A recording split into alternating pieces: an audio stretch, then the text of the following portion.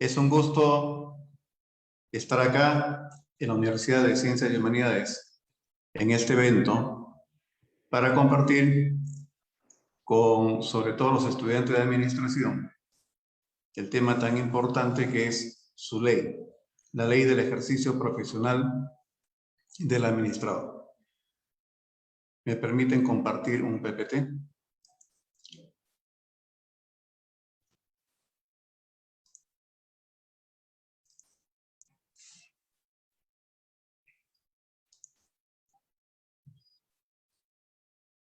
Voy a empezar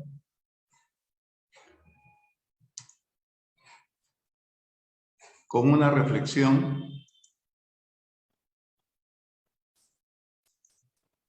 que se refiere a la ilusión del iceberg.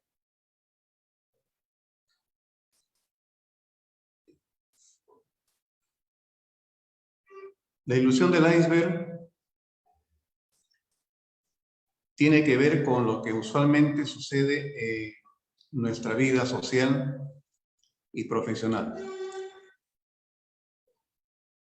Lo que se vislumbra casi siempre es lo que el iceberg deja notar cuando está en el mar, solamente el 10% de su masa. De tal forma que se puede creer que el éxito solamente es ese 10%.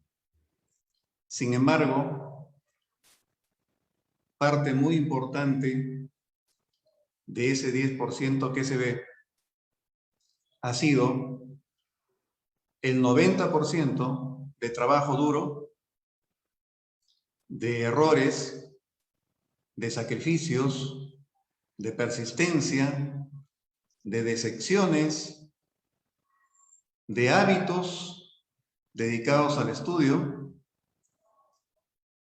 de la dedicación y de el ganar competencias. La profesión del administrador involucra servir a los demás. En un organigrama, la administración se ubica como órgano de apoyo y es que da apoyo a todas las demás áreas. Etimológicamente viene a significar para servir. Y indudablemente está en todas las actividades personales, comerciales. Y en este caso quiero reflexionar sobre este gráfico de semáforo de la ejecución presupuestal de 2018. Es el último que ha sacado esta institución Crecer, que es la que se dedica a hacer este análisis, donde se analiza la ejecución presupuestal del país, indicando que el avance de la ejecución es insuficiente, o podríamos decir deficiente. Se ejecuta alrededor de 60%. Y esto está indicando pues que a nivel nacional, regional o local no se logran las metas por cuanto no se gasta el dinero en programas, en proyectos, en actividades de corte social para mejorar las condiciones que nuestra población desarrolla, sea en salud, educación, en alimentación, etc. Y en la ejecución COVID, porque el gobierno dispuso desde marzo del año pasado presupuestos para paliar los efectos del COVID y enfrentarlos con materiales de salud, las mascarillas, las pruebas, el oxígeno, en fin. También se nota que no se cumple la ejecución que normalmente debiera ser pues 100% y más, ¿no?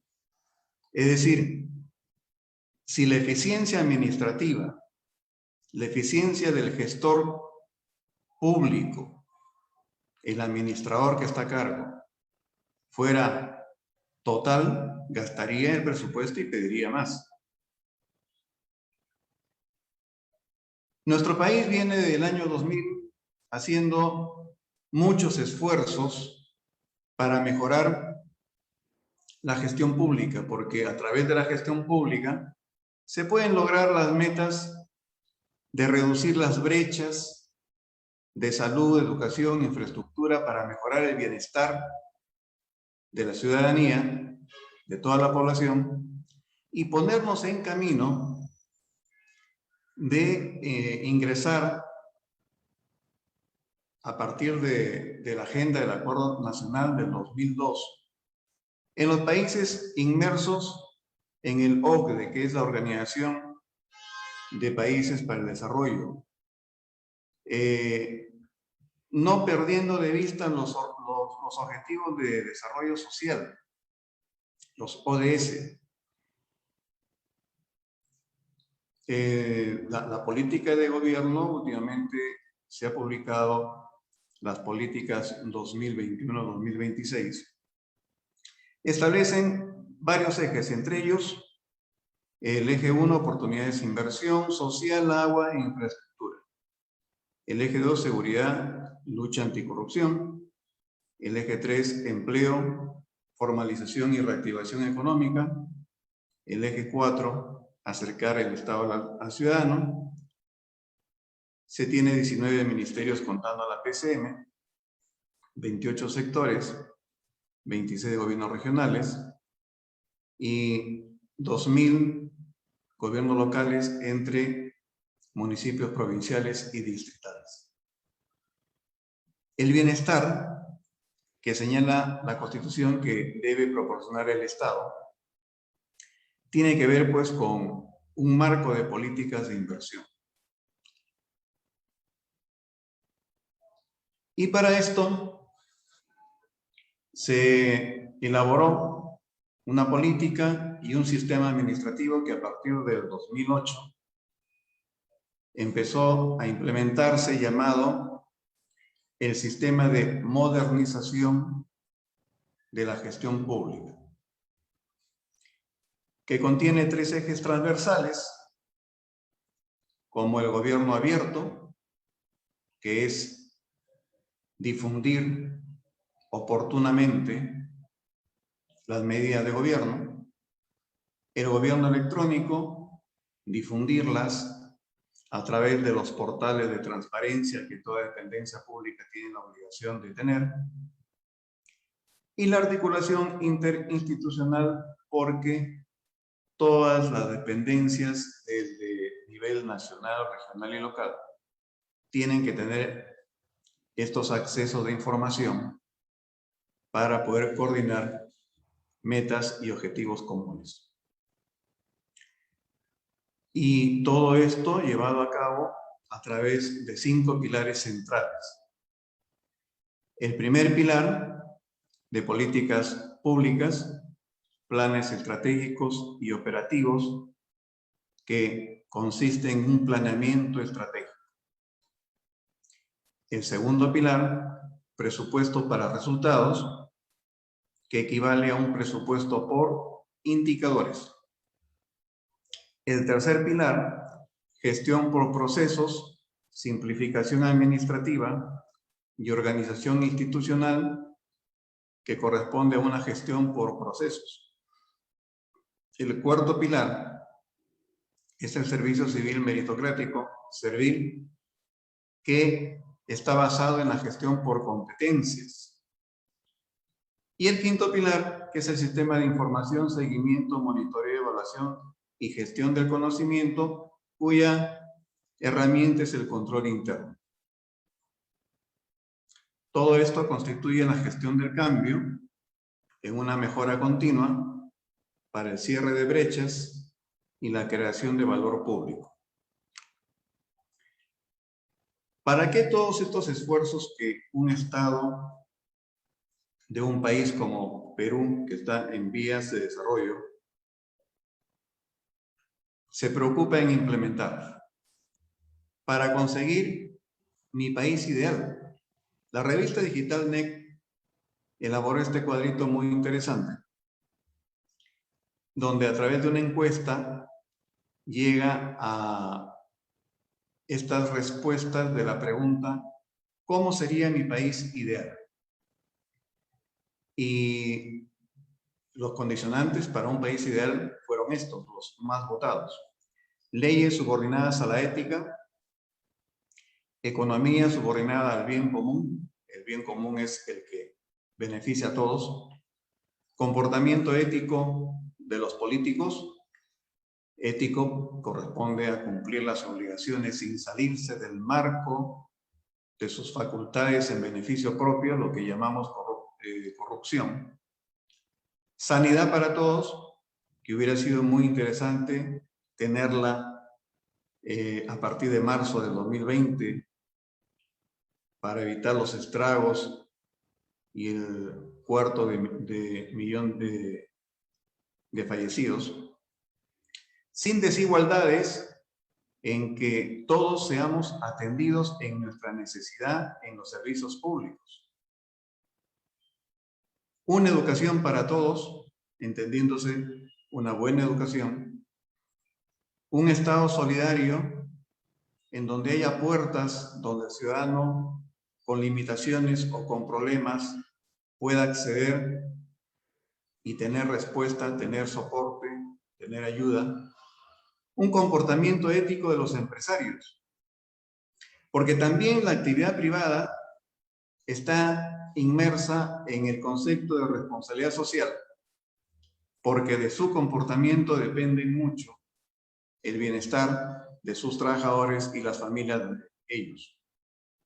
Y el comportamiento ético de la justicia, que es sumamente importante, vital, porque sin una justicia es difícil la paz social, dado que el ciudadano estaría desencantado, estaría defraudado, para poder no solamente vivir en paz, sino también invertir y entregar su mayor esfuerzo sabiendo que sus derechos van a ser defendidos adecuadamente. Y todo esto, lo mencionado, que tiene que ver en mucho a la gestión pública, respondería mejor a una gestión por competencias. ¿Qué cosa es la gestión por competencias? Como su nombre lo dice, es gestionar con base en el conocimiento, en el dominio, en las estrategias y herramientas que pueden garantizar éxito. Ahí podemos acudir a muchos ejemplos. Y estamos hablando del sector público, ¿no? El sector público es el que maneja los recursos del Estado para brindar los servicios que se señalan en la Constitución, los servicios que todos los ciudadanos gozamos desde que amanece el día y que esperamos que siempre estén ahí. Imagínense ustedes, sobre todo me dirijo a los estudiantes, que despierten y que su smartphone no funcione, que no haya señal. Lo estamos viendo últimamente por saturación de la conectividad, pero imaginémonos que no exista lo que el día anterior era una base para la toma de decisiones. Y entonces tendríamos un tremendo problema. Que vayamos a un mecánico y que el mecánico no nos pudiera arreglar el carro, porque desconoce cómo arreglarlo. Que fuéramos a un consultorio y el médico no resolviera el problema de salud de un familiar o nuestro. ¿Por qué? Por falta de competencias. Esta gestión por competencias tiene que ver en un análisis que involucra a una selección, a la selección del operador competente, de la persona que tenga la capacidad, los conocimientos, la destreza, la práctica, la experiencia para desarrollar con solvencia el cargo que se le va a encomendar. Por ejemplo, un ministro, ¿no? El ministro no va a llegar a aprender a ser ministro, ya debiera ser competente para eso si se le nombra. Por eso es esta parte de selección. Pero obviamente después debe, como todo cambia, como todo avanza, debe mantenerse la capacitación y el entrenamiento. Debe establecerse una evaluación para medir y determinar aquellas partes que tienen que mejorar o actualizarse. Tiene también que tener esta gestión por competencias un desarrollo con nuevas ideas, con nuevas tecnologías, con nueva legislación. Así también la atracción y retención del talento, es decir, que las personas que son competentes, que han sido capacitadas, que ya están desenvolviéndose bien y produciendo los indicadores que corresponden a cada puesto, no se vayan de la institución, porque dejarían un espacio difícil de llenar en el tiempo, ¿no? Encontrar a alguien ya capacitado es bastante difícil. Y obviamente todo esto contrastado con el análisis y la descripción del puesto, que también nada es permanente, lo único permanente es el cambio, tiene que estar actualizándose constantemente. Dicho esto, entramos al análisis de nuestra ley. Reitero que el administrador más valioso es aquel que en la medida de lo que sirve a la organización y a las demás áreas de esa organización, al dar su apoyo eficiente y oportuno, deviene su importancia.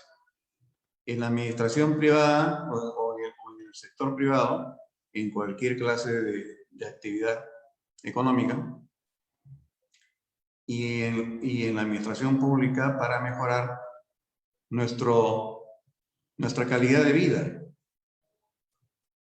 Todo el país está esperando mejorar, lograr mejores condiciones de vida. Y esto solamente se va a dar si el Estado logra gestionar los recursos públicos por competencias. Esta ley fue publicada el 26 de octubre del año pasado, es decir, un poquito más de un año. El autor de la ley es el licenciado en Administración, doctor Pedro Peña Maraví. Y el que habla tiene el gusto de usar con el debido permiso su autoría, que es de esta ley. Como algo previo, es bueno indicar, porque tiene que ver con la historia que a todo administrador le debe interesar, que los colegios profesionales están considerados en la Constitución como instituciones autónomas con personalidad de derecho público. El artículo 20 de la Constitución lo señala así. Y que su colegiación es obligatoria si es que la ley lo señala. Como sabemos, la Constitución es la Constitución vigente del año 1993. En 1978, 5 años antes, se había creado el Colegio de Licenciados por un decreto ley, el 22087. Pero la Constitución nos puso la valla más alta para sacar una ley es profeso, específica, donde se indicara que la colegiación es obligatoria. Posteriormente, con Decreto Supremo 020 de 2006, Ministerio de Educación, se aprueba el Estatuto del Colegio de Licenciados de Administración y el colegio aprueba su reglamento interno con resolución 029 del 2008. Esto es el antecedente a la ley 31060 promulgada hace un año, después de 42 años. Tiene 8 artículos, 2 disposiciones complementarias finales, una disposición complementaria transitoria. El artículo 1 señala que la ley tiene por objeto normar a nivel nacional el ejercicio profesional de licenciado en administración y de sus distintas especialidades y menciones. Tiene como base normativa, normas técnicas, jurídicas, y en el ejercicio profesional, los derechos, que son mecanismos legales de protección al profesional, las obligaciones, que son deberes que cumplir para ejercer los derechos, prohibiciones, actos de omisión o comisión, por lo que pueden perder sus derechos, que ya lo veremos más adelante. Artículo 2. La profesión de licenciado en administración. El título profesional de licenciado en administración, con sus diferentes denominaciones, es otorgado por las universidades del país creadas y reconocidas con arreglo a ley de la materia. Los títulos profesionales otorgados en el extranjero son reconocidos conforme a la ley 30.220, ley universitaria. En este artículo se establece que el licenciado es aquel que ha sido titulado en universidad, licenciado,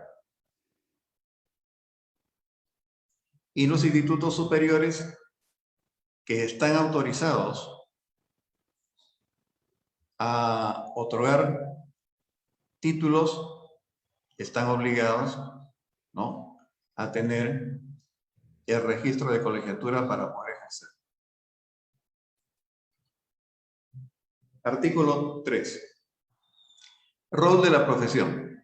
A partir de este artículo ya vamos viendo por dónde va la ley, que es a criterio de los profesionales académicos,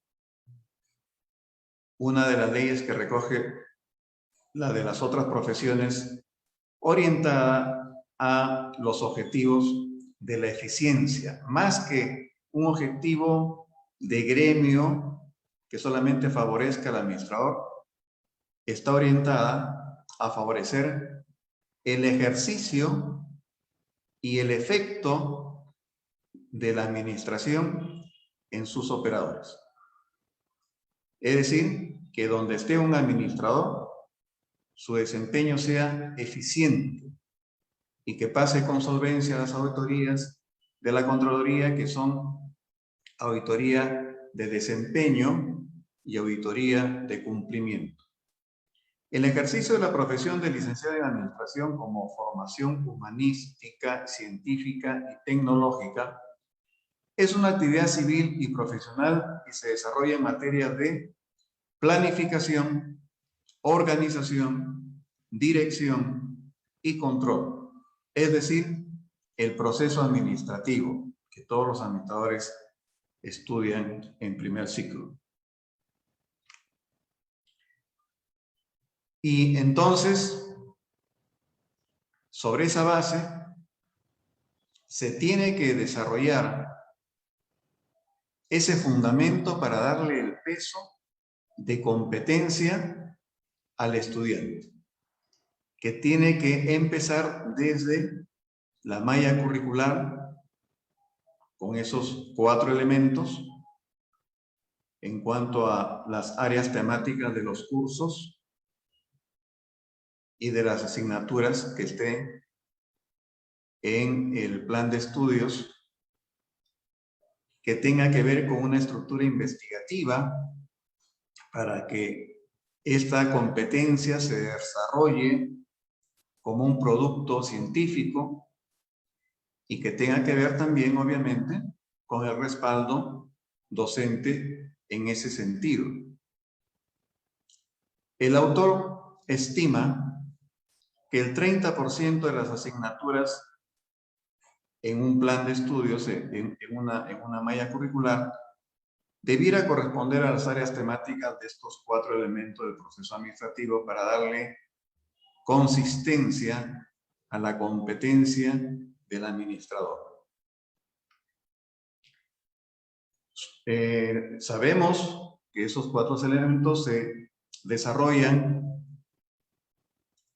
secuencial y armónicamente en las áreas que usualmente manejamos como administradores, como es administrar los recursos humanos, administrar los recursos comerciales, el mercadeo, el marketing, las operaciones, obviamente también los recursos financieros y todo aquello que se tenga que gestionar.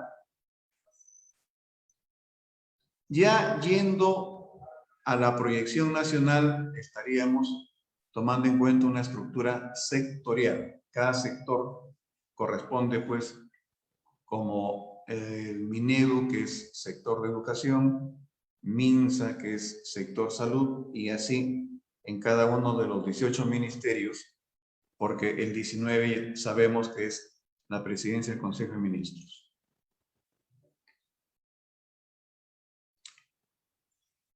Artículo 4.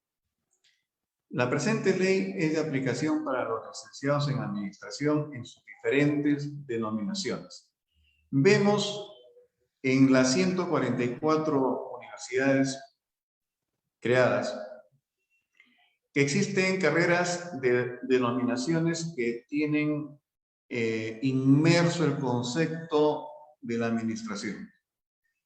Por ejemplo, hay ciencias administrativas, hay la carrera de administración de empresas, de administración en cooperativismo, administración en negocios internacionales, en comercialización, administración financiera, administración pública, dirección de empresas, ciencias gerenciales, ciencias de la gestión, administración militar y policial, administración turística y hotelera, marketing y todos los diversos títulos análogos, dice la ley, a los de licenciados en administración en sus distintas especialidades, así como también todas aquellas carreras profesionales que en un futuro se constituyan con el perfil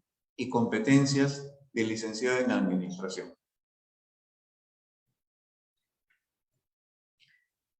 Vale decir que el licenciado en administración abarca pues todas las carreras profesionales con el perfil y competencias, todos los diversos títulos análogos y las diversas denominaciones que hasta el momento son 13.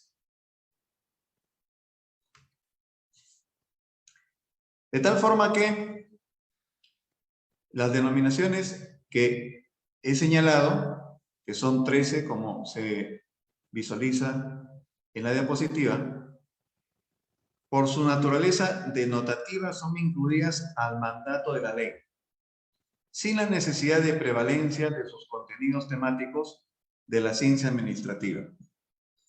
Estos contenidos temáticos inmersos en la malla curricular tienen que irse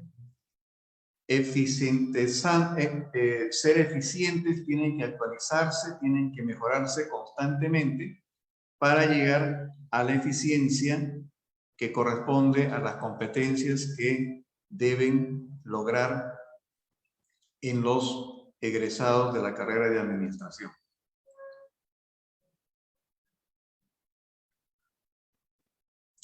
Asimismo, los títulos análogos,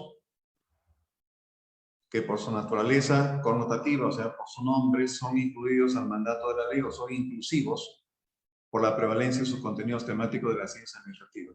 Esto tiene mucho que ver con lo que corresponde al colegio profesional, es decir, todos aquellos que salgan de las universidades que tienen diferentes denominaciones, como por ejemplo licenciado en negocios internacionales, puede colegiarse en el Colegio de Licenciados de Administración. Es decir, no solamente el que salga con el título de licenciado en Administración, sino el licenciado en Negocios y así hasta el número 13. Todos ellos pueden incorporarse como colegiados al Colegio de Administración. En cuanto a la posibilidad futura, ¿no?, del desarrollo de la carrera profesional, el perfil de la ley en el artículo 3 señala que por formación la administración es humanística, científica y tecnológica, que abarca las materias de planificación, organización, dirección y control, y que sus competencias, artículo 6, lo vamos a ver más adelante, tiene competencias para preparación y formulación de una serie de documentos conocidos como instrumentos de gestión, también para elaboración de planes, para desempeños de cargos en la administración pública, para desarrollar asesoría y consultoría, para peritaje y auditoría administrativa. Esto hay que hacer mucho énfasis porque no es la auditoría contable o financiera, es la auditoría administrativa que antiguamente se llamaba operativa. Y también para la docencia e investigación. Artículo 5. Requisitos para el ejercicio profesional. La profesión en administración es ejercida por quien ostente el título de licenciado en administración y en sus diversas denominaciones análogas contempladas en el artículo 4 que vimos anteriormente, hasta el número de 13, pero que pueden aumentar. Para tales efectos, para el ejercicio profesional en la administración pública, es requisito obligatorio encontrarse colegiado y habilitado. Este concepto de habilitado lo vamos a desarrollar más adelante. El sector privado se rige en estricto cumplimiento al derecho a la libre contratación y libre competencia entre profesionales. Este párrafo deja en claro lo que constitucionalmente es una limitación por derecho de que no se puede imponer a la actividad privada aquello que corresponde a su libre gestión, pero sí establece la obligatoriedad para que en el sector público se aplique la obligación de que los administradores que laboren en el sector público sean colegiados y habilitados. El motivo también lo vamos a ver más adelante.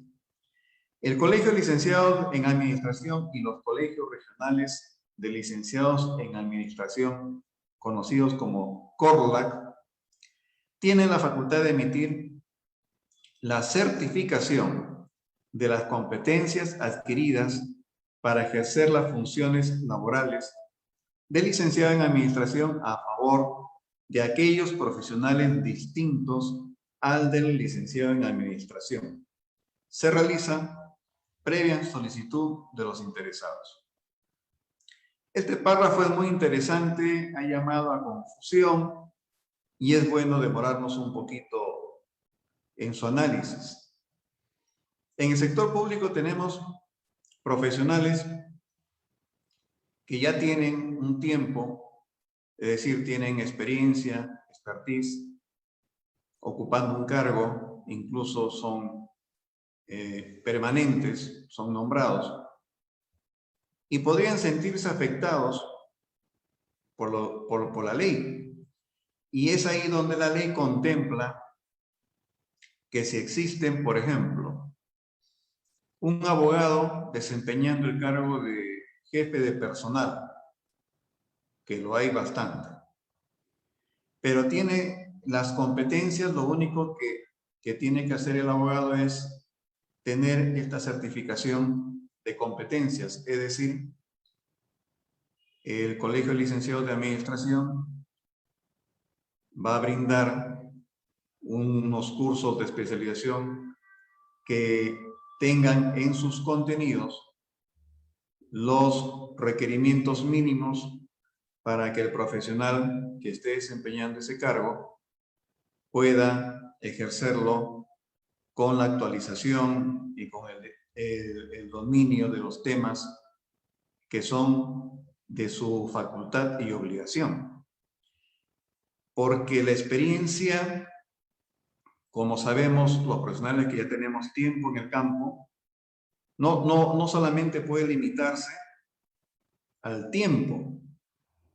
Ahora, lo que se conoce como requerimientos, sobre todo de la administración privada, ponen experiencia de éxito. Porque las experiencias no todas son buenas, ¿no? Pueden ser regulares, incluso pueden ser malas. Por ejemplo, ahora que vemos tantos funcionarios con problemas legales, esa persona que ha tenido procesos, que ha sido de repente hasta condenado, no puede incluir ese tiempo que se le observó por delitos, no lo puede incluir como experiencia. En lugar de ser mérito, sería un demérito. Y es por eso que esta ley considera a todos los demás profesionales que se desempeñan bien, adecuadamente, en cargos que podrían ser como, por ejemplo, planeamiento, ¿no? Podrían ser logística, podrían ser organización y métodos, o racionalización, o desarrollo institucional, que ahora se conoce con diferentes nombres, donde se hacen las normas, las directivas.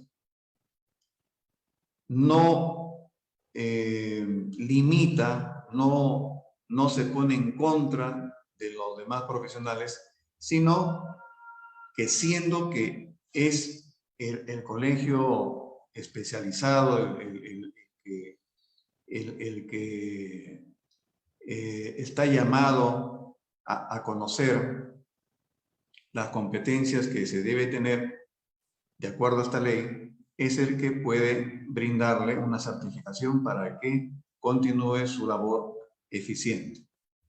Tenga la denominación que tenga. Podría ser, como ya dije, un abogado, un economista, que los economistas y los contadores y los administradores hemos nacido casi juntos, somos parientes profesionales, entonces no tendrían ningún problema para continuar. Eso es lo que se ha previsto en esta ley. No incomodar a nadie, sino nada más mantener unas líneas seguidas para conseguir los objetivos de eficiencia en el sector público. Y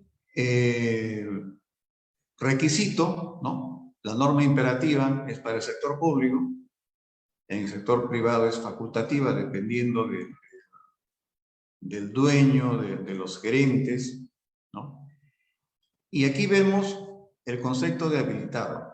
Hasta el momento de la ley, el año pasado, el administrador habilitado era aquel que estaba al día en sus pagos.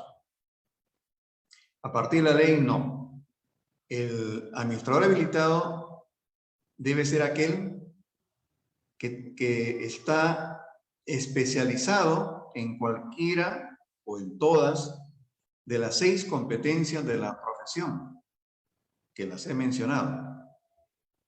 Esto se da así como hay la certificación de competencias para los profesionales de otras disciplinas, también el administrador tiene que tener su certificación de competencia, solo que se le va a llamar certificación de habilitación, para mantenerse en óptima condición profesional, lo que podría llamarse en competitividad ante los cambios que se dan en el sector público. Hemos visto que a partir de marzo del año pasado han cambiado muchas normas, se han promulgado normas nuevas, lo que era teletrabajo muy poco difundido ahora es trabajo remoto, y conforme vayamos saliendo de ese esquema seguramente se tendrá que ajustar para que se mantenga en forma total o parcial, y obviamente la legislación va a cambiar. Y todo ello pues tiene que ser dominio, en este caso, del encargado de los recursos humanos, ¿no? Del jefe de personal o del talento humano. Los nombres varían, ¿no? Bien, las 6 competencias corresponderían a una certificación según un reglamento del programa permanente de perfeccionamiento profesional, que va a desarrollar módulos temáticos de especialización básica, intermedia o avanzada, que lo reglamenta el Colegio de Licenciados de Administración, CLAC, a nivel nacional, y los colegios regionales de licenciados en administración por cada gobierno regional, por cada delimitación, en este caso por cada departamento donde ser. Artículo 6. De los servicios profesionales, laborales y competencias. Los servicios profesionales, laborales y competencias del licenciado en administración serán requeridos en todos aquellos casos en que leyes o normas especiales lo exijan y en los que se indican a continuación. Aquí están las 6 competencias que anticipadamente señalé. En la preparación y formulación de documentos administrativos, en los procesos de planeación, organización, dirección y control inherentes a la profesión, que requieren autorización o registro por parte de las autoridades competentes. Podemos mencionar que a partir de la normativa que crea una dependencia, por ejemplo, un ministerio, pues usualmente se crea por ley, tenga que haber un organigrama, tenga que haber un reglamento de organización y funciones, tenga que haber un manual de perfil de puestos. Ya no está vigente el manual de organización y funciones, el MOF, según Servir ha sido reemplazado por el manual de perfil de puestos. El famoso TUPA, el texto único de procedimientos administrativos, el muy necesario MAPRO, el manual de procedimientos, y así una serie de documentos que, como les dije, se conocen como instrumentos de gestión. Es decir, no se puede gestionar sin esos documentos. Y esos documentos solamente los pueden elaborar los administradores con su certificación de habilitación u otros profesionales que tengan certificación de competencias. 6.2. En la elaboración de documentos técnicos normativos de gestión institucional aprobados por organismos públicos o instituciones privadas en los que estén implícitas actividades de desarrollo empresarial. Bueno, hay una serie de documentos que se tienen que hacer, por ejemplo, los planes, los proyectos, los perfiles, que son para diferentes usos, tanto público como privado. 6.3. En el desempeño de aquellos cargos de la administración pública contemplados en el ámbito de la aplicación de la ley 27444, Ley del Procedimiento Administrativo General, en los cuales se requieran los conocimientos y servicios profesionales del licenciado en Administración comprendidos en la ley. Excepcionalmente pueden ejercer dichos cargos aquellos profesionales ajenos a la profesión de licenciado en Administración siempre y cuando cuenten con la certificación de las competencias correspondientes. Entonces acá se reitera que el administrador puede trabajar muy bien con otros profesionales, pero siempre y cuando pues se hable el mismo lenguaje, que esto está avalado, ¿no? Es una forma de cautelar que se sigan lineamientos competitivos con la certificación de competencias. La ley 27444 del Procedimiento Administrativo General es la que establece todos los procedimientos dentro de las entidades públicas que realiza cualquier ciudadano para el administrado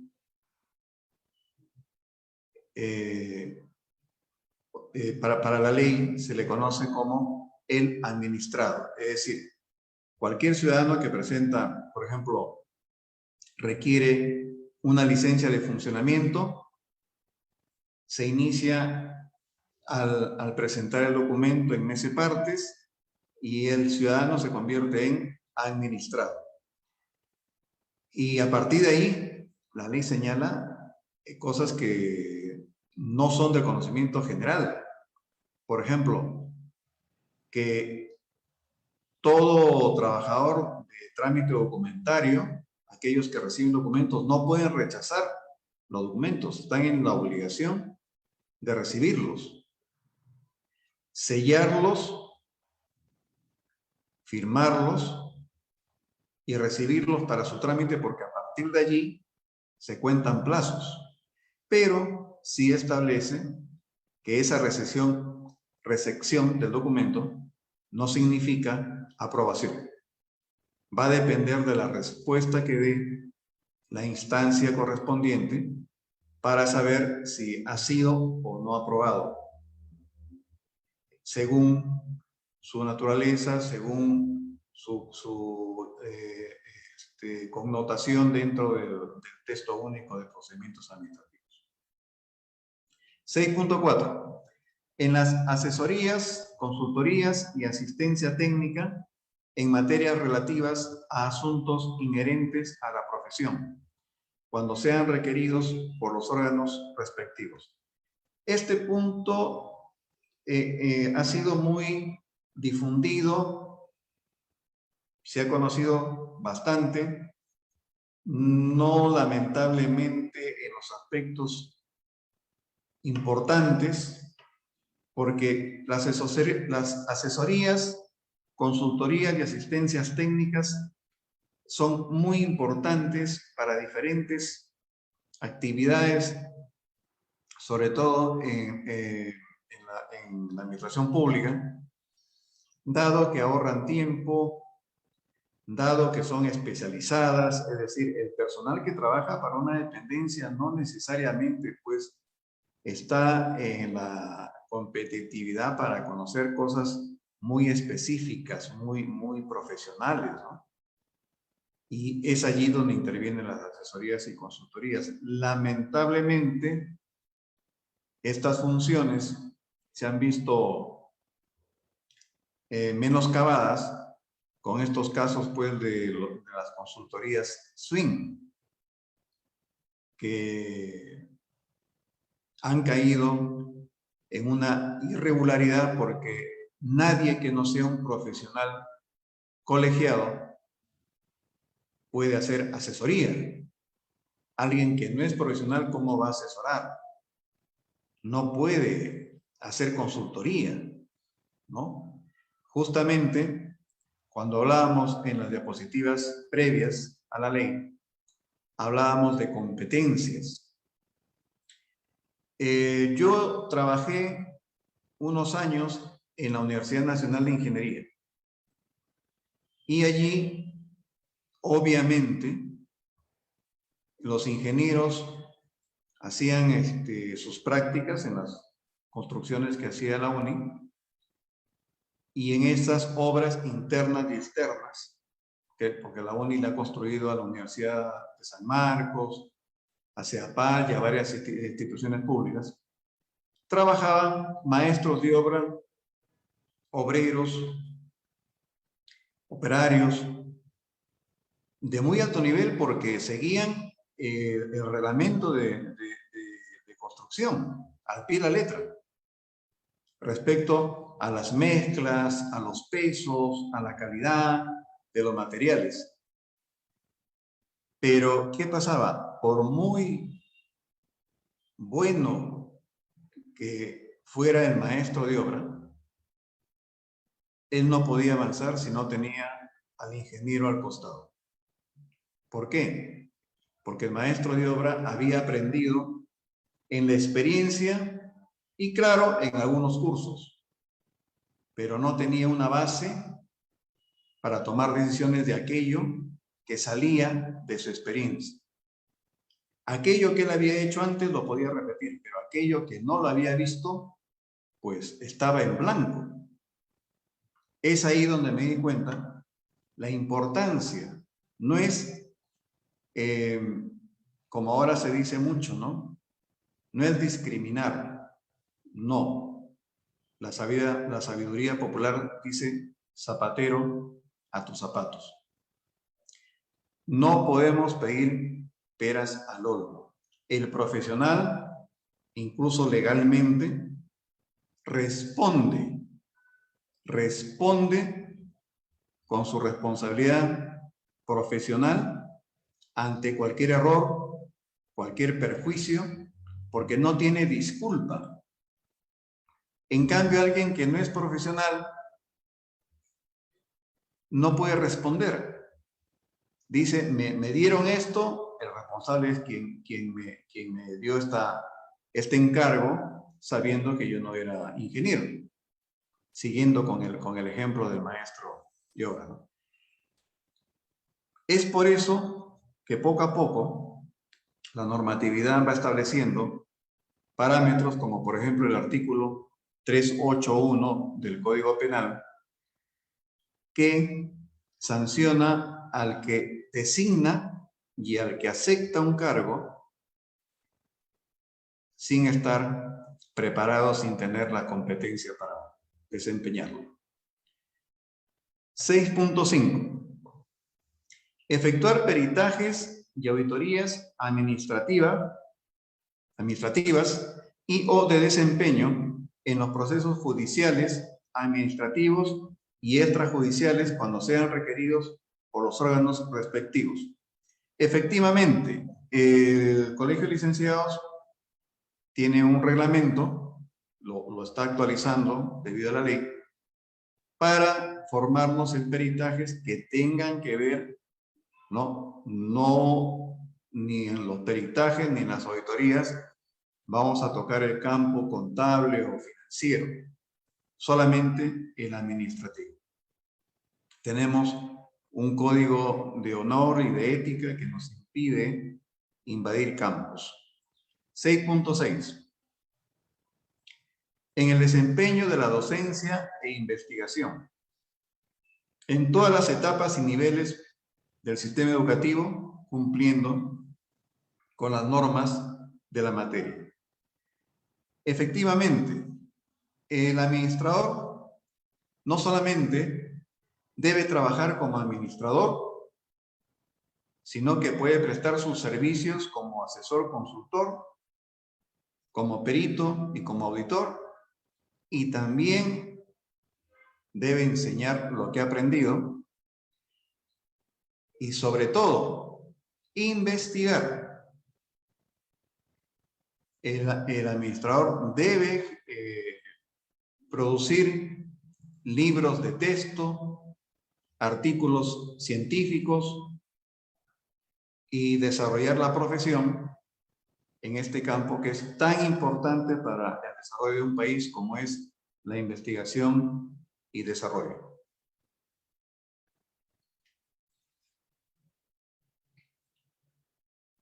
En este cuadrito se ve que al preparar documentación administrativa, desarrollamos documentos de gestión, que ya lo hemos visto, como el organigrama, el reglamento de organización y funciones, documentos informativos, como diagnósticos, ¿no?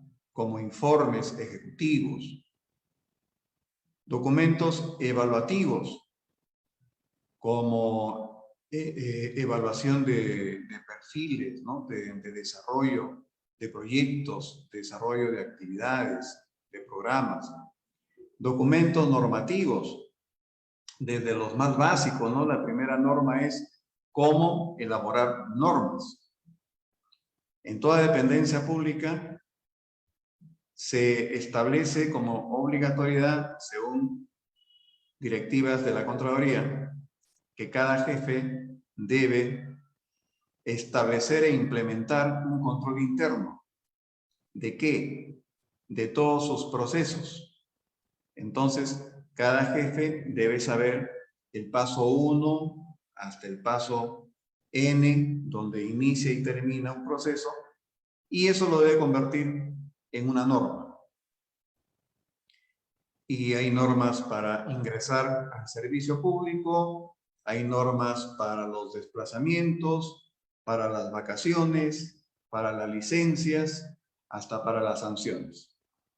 Siempre considerando los elementos del proceso administrativo. Planificación, organización, dirección y control, y conforme se planifica también se controla o se dirige o se organiza, y así son elementos que están en continuo apoyo y en continuo y dinámico soporte.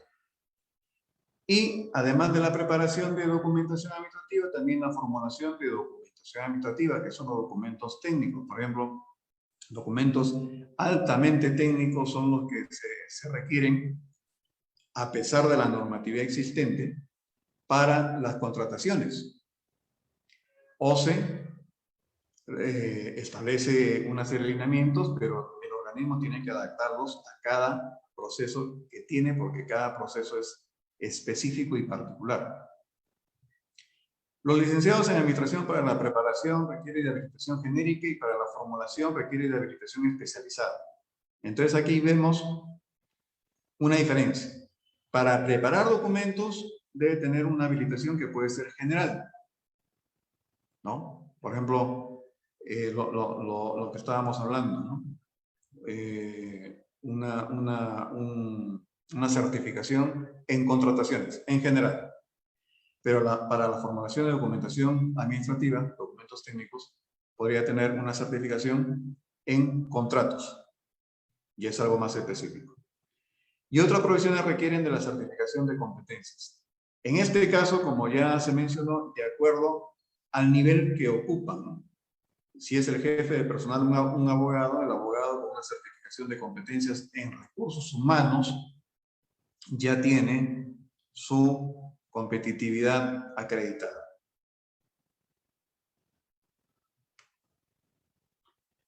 La elaboración de documentos técnicos de la gestión es, como ya se mencionó, reglamento de organización y funciones, manual de puestos tipo, el cuadro de puestos de la entidad, el manual de perfiles de puestos, el manual de procesos y procedimientos, MAPRO, el texto único de procedimientos, TUPA.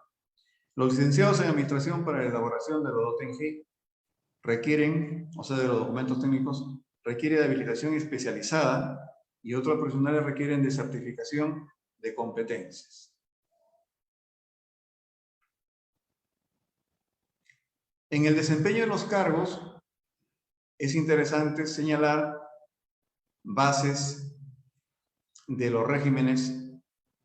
Por ejemplo, a nivel general, el servicio civil tiene el decreto legislativo 276, que viene del año 84. Las plazas, por su régimen laboral, son orgánicas o funcionales, se encuentran en el CAC o en el manual de perfiles de puestos de cada entidad. CAC es cuadro de asignación de puestos de personal. Los licenciados en administración tienen derecho a los cargos cuyas funciones sean concordantes con lo establecido en el artículo 6 de la ley 31060 y a estos mismos cargos otros profesionales certificados por el CLAC. Entonces, están pues el régimen de la actividad privada, decreto legislativo 728 del año 91. Por ejemplo, algún estudiante me dirá, pero usted nos habla de administración pública, aquí dice desempeño de cargo en la administración pública. Y efectivamente, existen dependencias de la administración pública, por ejemplo, el Congreso de la República, muy conocido, donde los trabajadores, yo trabajaba en el Congreso, no tienen el régimen laboral público. Son contratados por el régimen de la actividad privada. Y así como el Congreso, la Superintendencia de Bancos y Seguros, el Banco Central de Reserva y otras dependencias. Aparte de esto, bueno, el CAS, ¿no? El CAS que ha sido modificado, ahora ya entra en planilla. Antes era, se crea para eliminar los contratos de terceros. Pero hay carreras especiales, como la de los profesores, o la de los docentes universitarios, la de los profesionales de la salud, los magistrados, los diplomáticos, los servidores penitenciarios, militares y policías, ¿no? Son 15 regímenes laborales que existen en el sector público, aparte de servir. En el caso de asesorías, ¿no? Se tiene que los licenciados en administración requieren habilitación genérica para consultorías y técnica para habilitación especializada. Igualmente, las otras profesiones, certificación. En caso de peritajes y de auditorías, están referidos a un reglamento del centro de peritaje, también al manual de peritaje administrativo, en el caso de auditorías al reglamento de la Sociedad de Auditoría del CORLAC y del manual de auditoría administrativo y o de desempeño.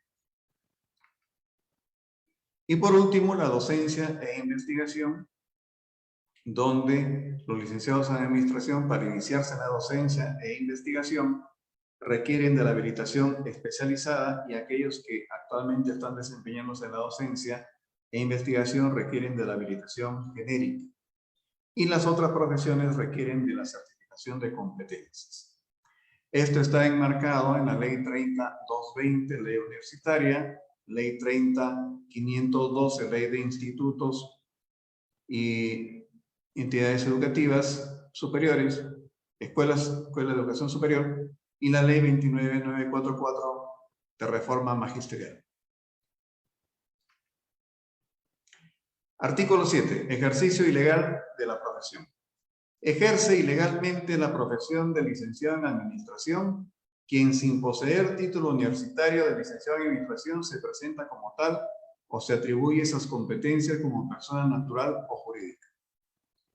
Quien teniendo título válido de licenciado en administración realiza actos y gestiones profesionales sin haber cumplido los requisitos para ejercer legalmente la profesión, tal como lo establece el artículo 5 de la presente ley, o sea, no estar colegiado y tampoco tener su habilitación.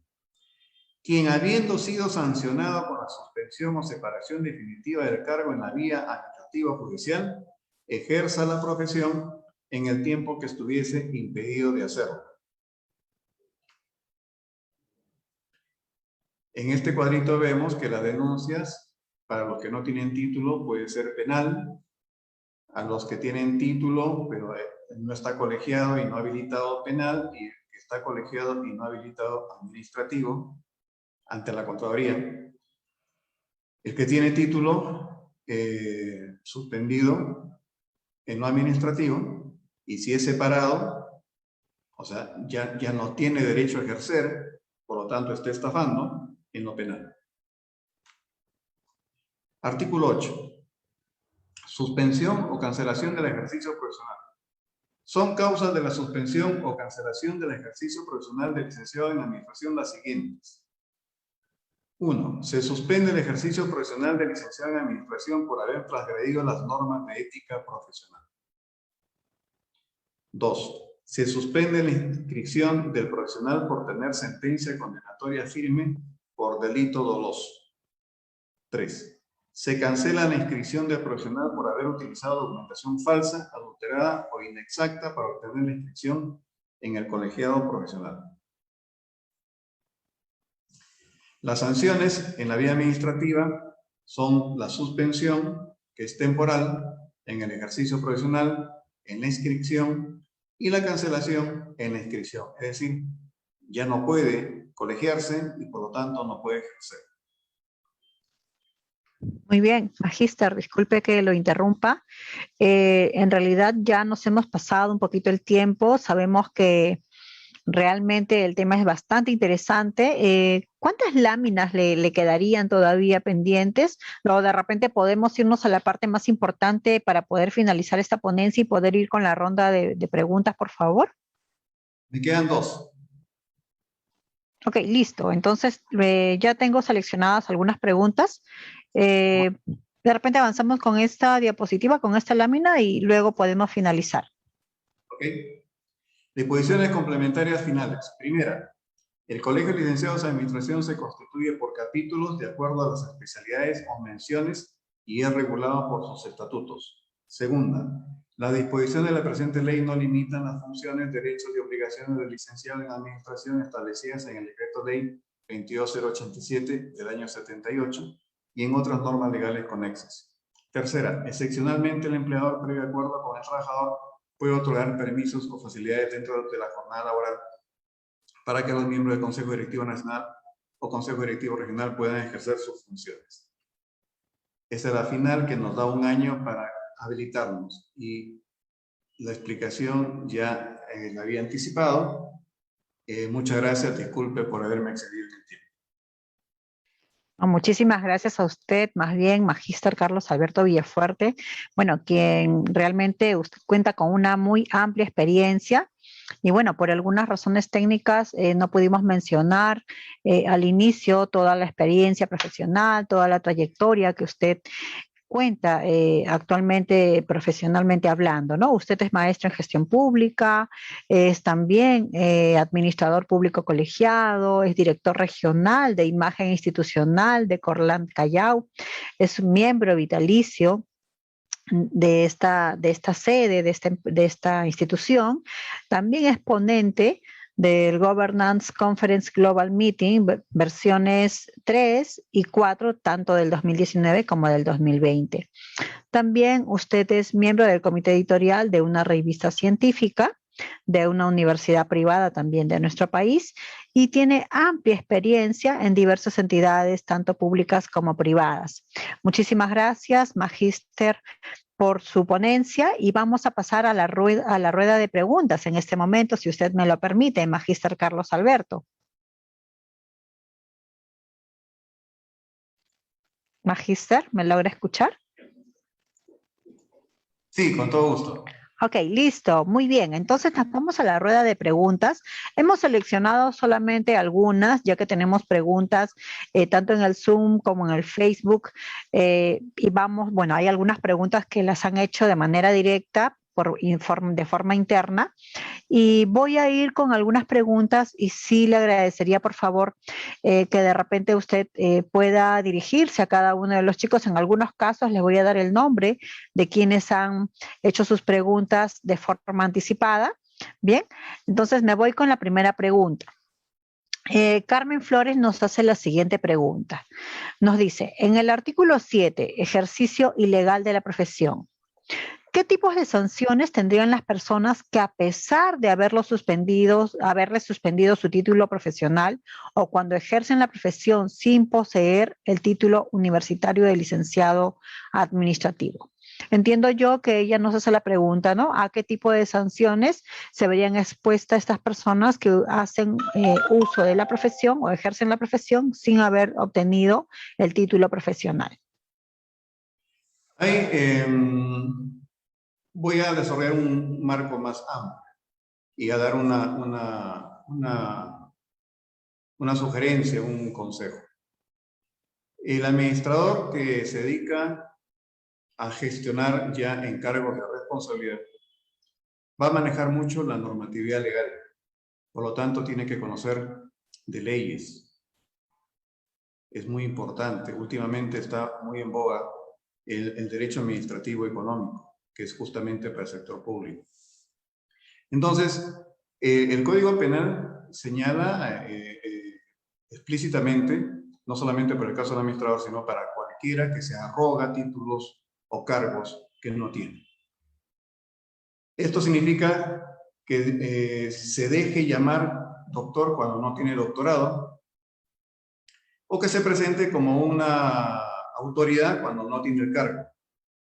Lo vemos por televisión. Pero si ese uso de un título o el asumir que tiene un cargo le da dividendos personales, ya ese es algo doloso. ¿Cuál es la diferencia entre un delito culposo o doloso? El nombre lo dice.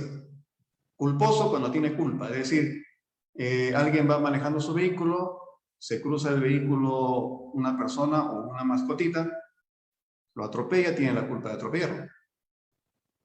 Peritajes van y vienen, puede establecerse qué tanto grado es la culpa, si iba muy rápido, si no frenó, etc. Pero es solamente la culpa, no tuvo la intención. En cambio, doloso viene con dolo. Dolo ya es mala intención, ya es preparado, ya es orquestado, ya se hizo todo adrede. Dentro del colegio, lo que, ¿por qué es bueno que el colegio sancione? Porque si un funcionario público es descubierto, se inicia un proceso, etcétera, en la vía administrativa la Contraloría lo va a sancionar porque tiene un tribunal. El procedimiento administrativo sancionador también de la misma institución. Y si la falta es muy grave, va a lo civil en cuestión de reparaciones, ¿no? O a lo penal, dependiendo, ¿no? Pero eso puede demorar años. En cambio, si la queja va al colegio de profesionales, en este caso de administración, el tribunal se reúne y lo puede sancionar en un mes. Es decir, en un mes ya no puede ejercer. Mientras en las otras instancias administrativas, civiles y penales puede todavía estar ejerciendo 1 año a 5 años o de repente permanentemente. Y las sanciones son de suspensión temporal en el ejercicio o permanente. Pero si no es colegiado, pues ahí no entra el colegio, ¿no? Tendría que estar colegiado. Si es que falsificó los documentos de colegiatura, deja de ser colegiado. Y si es colegiado y cometió un error, entonces se le suspende hasta saber pues el fallo judicial que podría originar la separación definitiva. Muchas gracias por su aporte, por su respuesta, Magíster Carlos Alberto. Y tenemos otra pregunta. Bueno, tenemos 2 preguntas bastante similares y las voy a hacer de forma conjunta. Por ejemplo, Karina Rúa nos hace la siguiente pregunta. Nos dice, si un licenciado en administración transgrede las normas de ética profesional, ¿por cuánto tiempo es suspendido su ejercicio profesional? Por otro lado, también en el Facebook nos hacen la siguiente pregunta. Entiendo que la diferencia entre suspensión y cancelación se diferencia en que la suspensión es temporal y la cancelación es definitiva. De ser cierto eso, ¿por cuánto tiempo se da la suspensión o de qué dependería? ¿Qué medidas legales se toman cuando alguien ejerce de forma ilegal la profesión? Bien. Respecto a la última parte, ya le explicaba en la pregunta anterior, con respecto a la idea de cancelación, está claro, ¿no? Y respecto a la suspensión depende de la actuación que tuvo el colegiado. El reglamento establece una escala de sanciones. Puede ser una llamada de atención verbal, escrita, suspensión por un mes a un año, ¿no? A partir de la suspensión de un año ya se entiende que la falta fue bastante grave, ¿no? El reglamento está constantemente en revisión y justamente nuestra ley nos ha obligado a hacer una revisión de todo lo que teníamos. Reglamentos, manuales, en cuanto, por ejemplo, a aquello que estaba todavía entre brumas, ¿no? Como el peritaje y la auditoría. Pero lo importante es que, como dije al principio, el administrador se forje una imagen propia, y esto lo va a desarrollar el conferencista que me continúa con su exposición tan importante de marca personal, porque el administrador específicamente, que es el profesional que soluciona problemas, que soluciona conflictos, el administrador debe verse como alguien que es solución. En la frente tiene que tener el rótulo solución, porque todos lo van a llamar. Todas las dependencias o todos los jefes de áreas de una dependencia lo van a llamar para pedirle N cosas. Entonces el administrador tiene que, primero, ser veraz, no mentir. Y en segundo lugar, ser honesto, pero honesto con letras mayúsculas, porque eso es lo que dice el Código de Ética. Ser administrador no significa ser el rey de la simpatía o el amigo de todos, no, significa ser el soporte, el apoyo, repito, la solución. Correcto, muy amable por su respuesta, Magíster. Muy amable por su respuesta. Bien, tenemos una última pregunta. Bueno, hay varias preguntas y bueno, seguramente podríamos tener un amplio espacio para poder desarrollar una serie de rueda de preguntas con usted, pero hemos seleccionado solamente algunas y vamos a hacer esta otra pregunta que realmente también seguramente muchos de los chicos, muchos de los estudiantes también se hacen esta pregunta, ¿no? Por ejemplo, Jorge Castañeda dice, ¿cómo protege la norma el ejercicio de la profesión del administrador, teniendo en consideración que según dicha norma, una especialidad faculta a un licenciado en Derecho a realizar funciones administrativas? ¿Es suficiente una especialización para ello? Por ejemplo, de forma particular, él menciona a los abogados que actualmente se encuentran ejerciendo como gerentes de recursos humanos. Es una pregunta de nuestro público asistente, Magíster. Muy interesante y me congratula tener estas inquietudes que me enorgullecen, porque a mi concepto, la profesión del administrador, que es para servir su definición etimológica, es la más importante.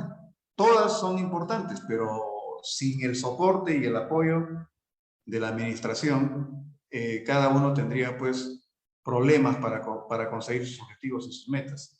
En este caso, me repito, en lo que se pensó mucho, porque la ley ha demorado su elaboración, actualización y modificación unos 10 años. O sea, no porque tenga 8 artículos y 2 disposiciones, se pueda pensar pues que salió de la noche a la mañana, ¿no? La ley ha visto en mucho que el administrador sea competente para que la gestión pública sea más eficiente. Un lema del administrador es que el Perú no es un país subdesarrollado, sino es un país mal administrado. Sin embargo, también repito, que no es que el que va a postular hombro con un abogado esté en igualdad de condiciones y el abogado tiene esa aplicación de competencias.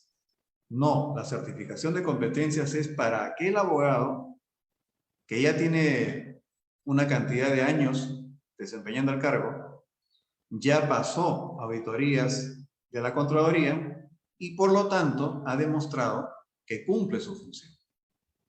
Entonces, en ese caso, la certificación por competencias que otorga el colegio es una actualización para cautelar que ese profesional esté con los últimos conocimientos que le permitan seguir continuando su buena labor. Como ya lo había dicho, y me ha pasado en el transcurso de la carrera, mucha gente cree que antigüedad es clase. No, yo tengo 10 años acá, ya me conozco todo. Y los resultados, ¿cuáles son sus productos? ¿No? Su experiencia de éxito. ¿Cuáles son sus logros? Así que la ley del administrador no solamente está hecha para el administrador, la ley del administrador está hecha para, en su filosofía de servir para mejorar la gestión pública. Claro, otros profesionales que están en la gestión pública tienen que estar dentro de esos lineamientos para poder justamente cumplir con los objetivos previstos. Esa es nuestra preocupación. Muchísimas gracias por la respuesta que acaba de dar a nuestros estudiantes y a todo el público en general que nos acompaña en esta primera transmisión de este webinar de esta tarde. Bueno, ya ahora ya es noche, iniciamos a las 6 de la tarde. Una vez más, estimado magíster, quisiera agradecer su presencia en este interesante e importante tema que usted el día de hoy nos ha dado. Quizás quisiera dirigir en un par de minutos o en un minuto algún mensaje a todos nuestros jóvenes estudiantes, tanto de nuestra Casa Superior de Estudios como a todo nuestro público visitante. ¿Cómo no? En primer lugar, un honor estar en esta Casa de Estudios, la Universidad de Ciencias y Humanidades. Encantado, me sentiré muy digno de ser invitado para alguna otra oportunidad, con mucho gusto. Y dejar esta reflexión. El que no participa deja que otro haga la labor que pudo haber hecho bien, mal. Tuve la experiencia de conformar organizaciones trabajando, presidiendo una ONG, y nadie quería asumir el cargo porque decía, no tengo tiempo, yo trabajo, yo estudio, etc. Entonces, ¿quiénes asumían los cargos de la directiva del asentamiento humano? Los vagos. Alumnos que están estudiando administración, sean mejores cada día. Ahora con el internet, pues no se puede decir, pues no tengo libro, ¿no? Ahora con gusto yo tengo una biblioteca digital bastante surtida, con gusto puedo proporcionarlas. Sean los mejores administradores, los mejores profesionales, y así van a ser las mejores personas y van a lograr un mejor país. Muchas gracias. Muchísimas gracias, magíster, por estas realmente